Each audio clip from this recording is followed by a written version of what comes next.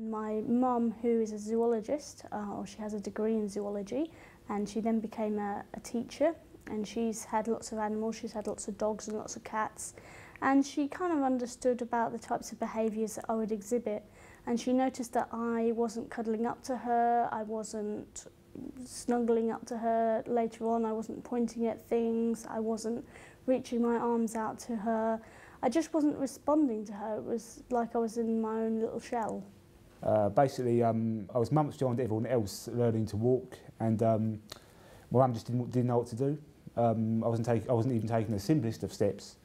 Then one day, I just got up and for the first time ever walked 10 metres to go and get something. Yeah, which obviously showed that obviously there was something wrong with me, but it wasn't wrong in the how do we say, normal context. As in I didn't display characteristics of someone who's having a straight sort of problem or difficulties would have. I met a lot of teachers that said they'd never met a child like me in 30 years of teaching, that I was a complete challenge to them, they weren't skilled up to deal with a child like me, and I think some members of staff, certainly in my primary school, were quite scared of getting this little 5-year-old come in who completely made them question everything they'd learned over 30 years. So I think certain members of staff were very oppositional to me and saw me as the child that was just misbehaving, the child that was difficult. And you can sort of understand that I was the child that was making their job a lot harder than it would have been. But at the same time, I think there needed to be more understanding of why the behaviour was happening. I think they looked at the behaviour, saw it as behaviour for behaviour's sake, he knows what he's doing, but they didn't think about why the behaviour was occurring. When I was in junior school, I think it was about six at the time, and I got zeros in my SATs. That's zeros across the board. And basically my school called my mum in saying there's problems, I've got severe learning difficulties, I'm probably going to need a special school. And my mum was advocating saying, oh, but at home he's doing these absolutely amazing things, and sort of things. And just generally at home he's very funny, very intelligent and all that. And she figured it couldn't have been that. When I was 8, I moved classes to the second inclusion classroom, and it was very obvious that there was something very wrong with my behaviour. My mum was taken to one side by the teacher, and the teacher explained that the problem that she was having was me. Robin was a problem, she wasn't settling down well, and did my mum think I might be autistic? At which point my mum said that yes, she'd felt that I'd been autistic since I was first born, and so they sent me off to the local CAMS team, which is the Children and Adolescent Mental Health Service. First thing she did was send me to an educational psychologist, and I think he had me back as basically very high IQ. Not sure it was genius level or anything like that, but way higher for my demographic. And from this, another thought my mum had was that I'd benefit from being moved out of the state education system as I was at the time, and moved into private education, private fee-paying education. And from then, basically, things escalated where all of a sudden I started doing brilliantly at schoolwork, and basically displayed an aptitude sort of way beyond my demographic. We changed schools and moved to another mainstream primary, and from that point on I started to focus on what my good attributes were rather than what my negative ones were, and they empowered me to feel part of the team that were working towards my solution rather than the cause of everybody's problem. And that subtle gear change empowered me to feel actually school could be a positive place for me.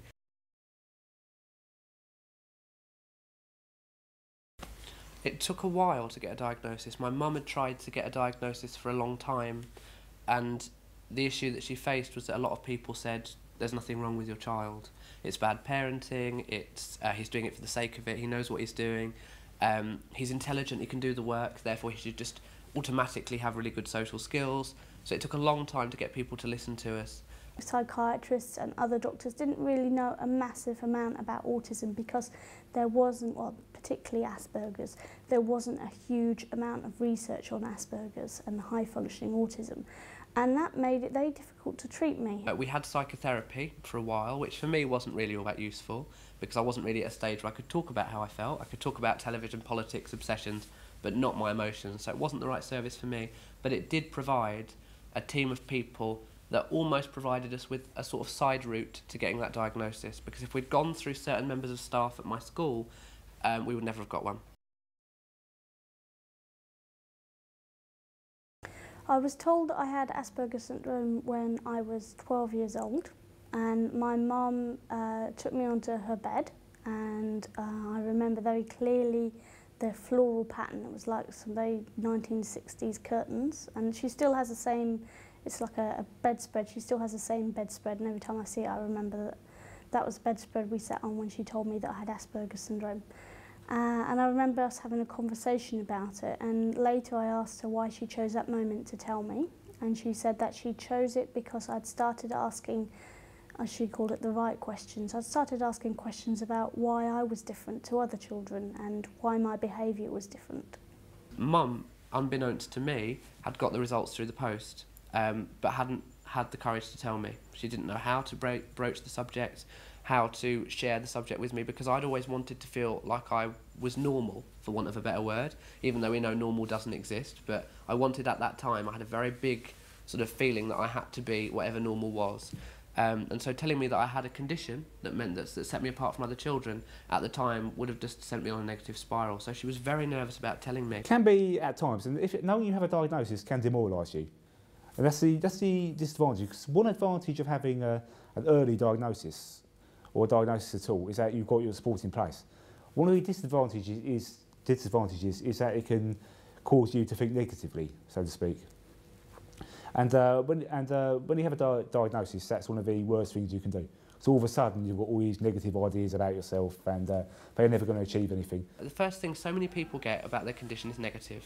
You're on the spectrum means you can't do this, you can't do that, you'll never do this. That doesn't empower anybody. I think the most important thing is we say you're on the spectrum. Yes, these are the things you're going to find difficult, but also these are the things that you're really good at. These are the strengths, and if it wasn't for your condition, you wouldn't be you, we wouldn't love you wouldn't be the person that we all love to have around. It's about making it positive. It's about helping that person to see themselves as a valuable individual. And I think if we can do that, because they are, let's face it, in my view, autistic people probably have more value than neurotypical people because we're just a little bit more interesting, to be honest. And so I think if we encourage people to see themselves in a positive way from the very first contact they have with their diagnosis, then I think they can bypass that stage of why me, why have I got this condition, because that can be a very difficult process to go through. If you have a diagnosis of Asperger's syndrome or any other form of autism, and perhaps you feel that you don't have autism or you don't want to have a diagnosis, you don't want to be labelled, that's an absolutely fine way to feel. Lots of people will feel the same way as you. You need to know that you may well change how you feel. So if you're 12 years old now, when you're 18, you may feel totally differently. Also, having a diagnosis is important because it can allow you to get support. So in the future, if you need support, then you'll be able to get it far easier with a diagnosis than without. What I would say about someone who's just received a diagnosis is people currently make a lot more of a condition than it actually is. It's not as big a obstacle or barrier as people say.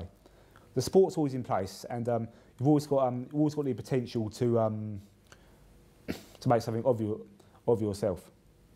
Being autistic simply means that your brain is physically different. It means that you think in a different way to other people, and that can be very useful for whatever your special interest is, and perhaps it's not so useful for acquiring social skills, and that might affect how you have relationships with people. But you can learn social skills. You can learn the things that neurotypical people, so people without autism, are born with. It's called intuition.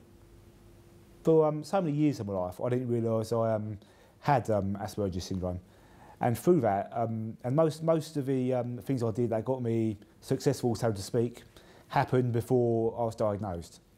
So even though the diagnosis put the support in place I needed to complete the jigsaw, so to speak,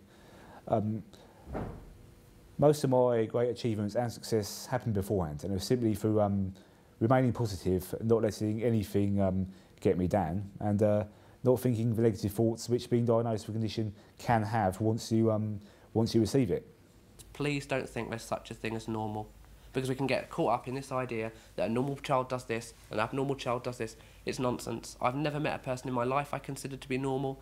I've spoken to over 10,000 people at conferences now, and I can tell you every single one of them are a bit strange, and that continue to be, and I don't want to meet a normal person, because because I think they'd be quite dull.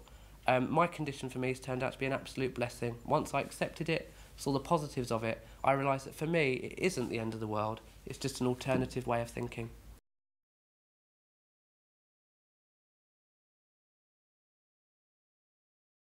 At the moment, I work as a business associate at Goldman Sachs. It's a job I've been doing for 6 years. It's a job that gets better every year, and where certainly I believe my situation gets better every year.